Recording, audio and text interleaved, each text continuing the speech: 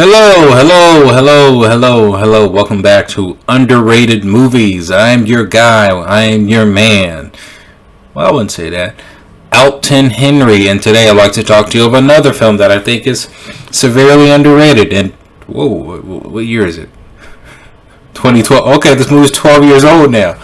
The movie I have playing behind me, which I just happened to finish, is the film action thriller Faster, starring Dwayne Johnson, Gina Carano, Carlo Cugino, and Billy Bob Thornton. It's basically about a story of a man known as Driver. It's basically unnamed. Goes on a revenge killing spree of the men responsible for murdering his brother and setting him up. Basically, simple premise. Dwayne Johnson right there. This is pretty much the end of the film right here. And I'm here to tell you that if you are looking for a good Dwayne Johnson action thriller with a lot of grindhouse feel to it, I encourage you to check this one out. It's now available for free on YouTube. And when I watched this film, I remember seeing ads for it a decade ago. And I rented the film, and it was actually a pretty good action thriller. It was pretty much a throwback to those old classic 1970s action films, where it's more gritty, more hardcore, and it doesn't really rely so much on action, but mostly on the themes and character and depth. And what I really liked about this film, what I really enjoyed about this film, is that it tries to be kind of different compared to other like revenge action films. It's a throwback action film, and what I mean by that, the film doesn't rely too much on action. It's just a film of itself. It just plays out. So it kind of just throws you along, and you kind of just enjoying the film, kind of just enjoying the moment, just kind of just playing it out. The action scenes don't last too long. They actually try to go realistic with the action sequences, where an action like a shootout happens, like boom, like it lasts like a minute or two or something, and that's it. And that was something I really appreciated, because shoot, just doing action, I can only imagine doing action. You're tired as hell, or just fighting. You're just tired as crap. That lasts like 5 minutes, going crazy, just like what the Fast and Furious movies with Dwayne Johnson and Vin Diesel fighting. I can only imagine you get tired after 30 seconds. What this film is kind of just like a little bit of a mystery film, but it really just plays out like those throwback action movies. Dwayne Johnson plays a character who's named Driver, who's trying to get revenge for those who wronged him and murdered his brother. His character doesn't say much in the film, and this is what I noticed with Dwayne Johnson. Rarely do actors, I think, pull this off. I think Dwayne Johnson is very good with facial expressions, and he delivers a lot just with his facial expression. When he's sad, when he's angry, when he delivers that intensity through his face, he nails it. And it kind of tells you, just visual storytelling, that you don't need dialogue that much to really tell a very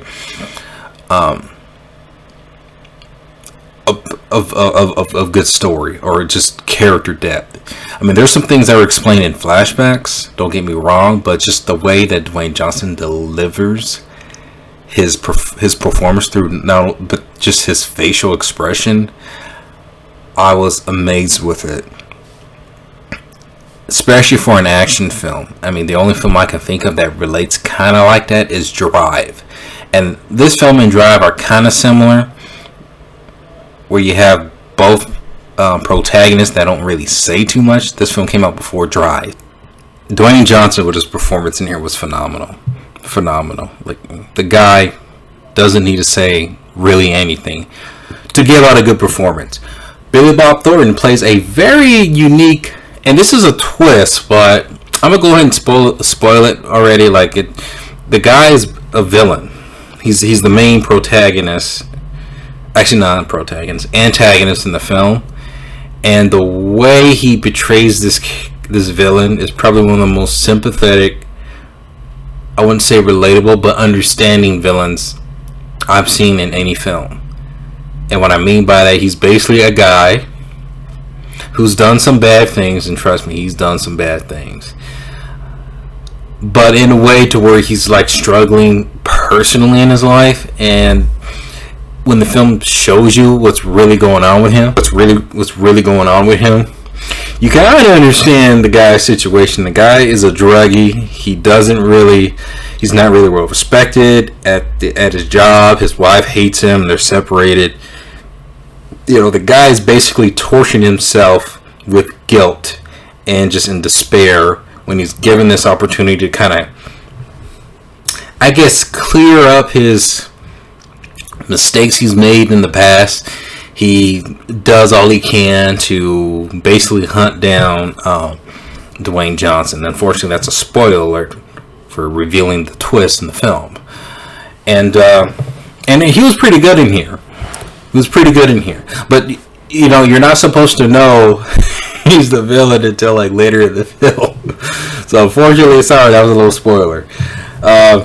Also, you have this this actor, I forget his name.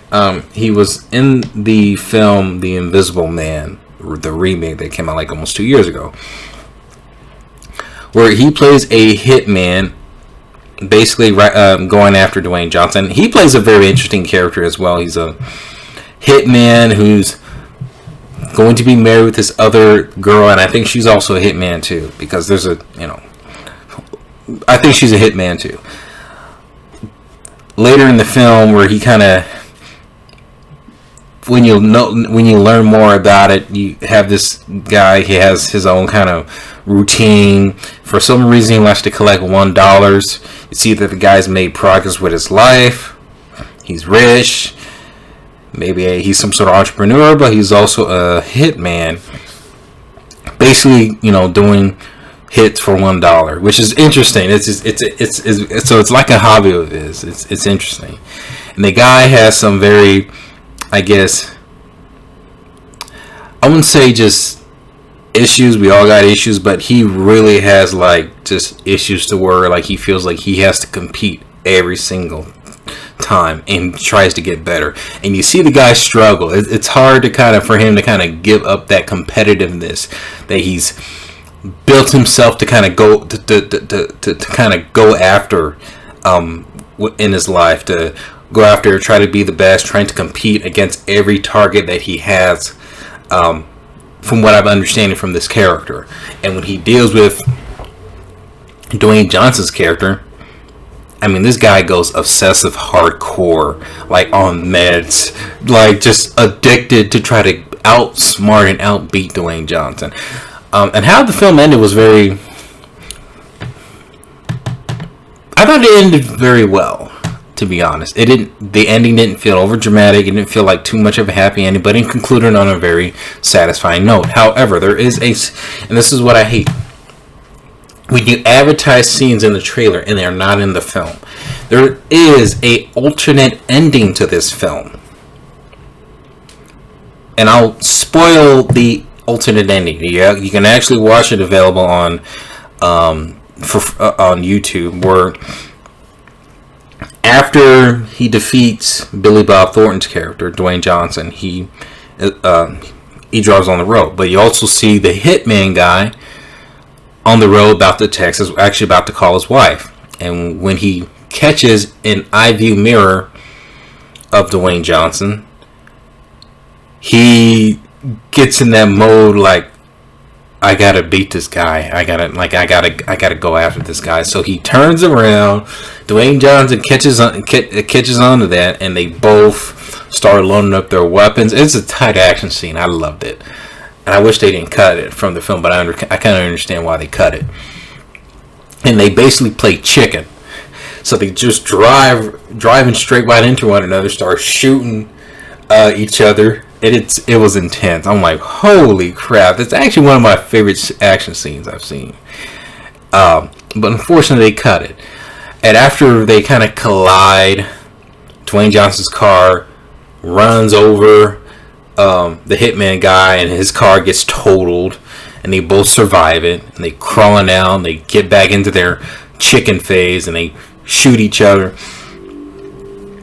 The hitman gets a bullet off into Dwayne Johnson, and Dwayne Johnson is down. Then he realizes, and this is a little of a continuity error that they messed up, just by detail. He runs out of bullets because in one shot, when he shoots the gun, the chamber of the gun doesn't pull back, but you see it pull back in the next shot. But after he shoots that last bullet, it's not. But in the aftermath of the next shot, it's back. So they didn't take that in one take. Because there's another scene where it looks like it's still loaded, but then the next shot it's pulled back. So yeah, but continue. When Dwayne Johnson driver notices he is empty, he goes all shocked and like, and they do that little dramatic stare a little bit, and then they got that music going on, and then after that, he tries to quickly load his gun. Dwayne Johnson shoots him in the chest, and he falls down. He goes up to him and is like, "You've done good," just like man to man. That man-to-man thing where we like to compete and respect one another, when we basically take each other down, test masculinity, boom, boom, boom, boom, boom, boom. Basically, he congratulates him. Well, I won't say congratulates him, but respects him to like, hey, you done good, man. But I got you down. I beat your ass. I shot you down. So he acknowledges that. The guy's kind of happy that he's tried to take down Dwayne Johnson. Unfortunately, he dies. Dwayne Johnson gets back in his car, which is totaled, drives away. There's certain scenes from the original ending that are inserted in this ending. And later you see the hitman's girlfriend or his wife prepping up her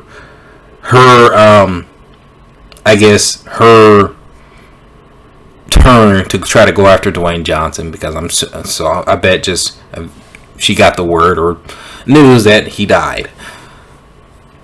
Then later you see Dwayne Johnson driving away, and you have like 7 or 8 cop cars following him.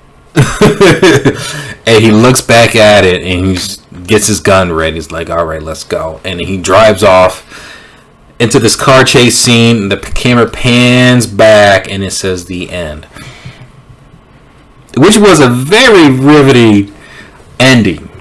And honestly, I wish they kept it, but I get it. They want to go for a happier ending. Honestly, for me, I would have probably kept that ending in there. Actually, yeah, I would have kept that ending in there. And then added the No Hero theme song towards the end. That's just me, though. Maybe just me. I'm just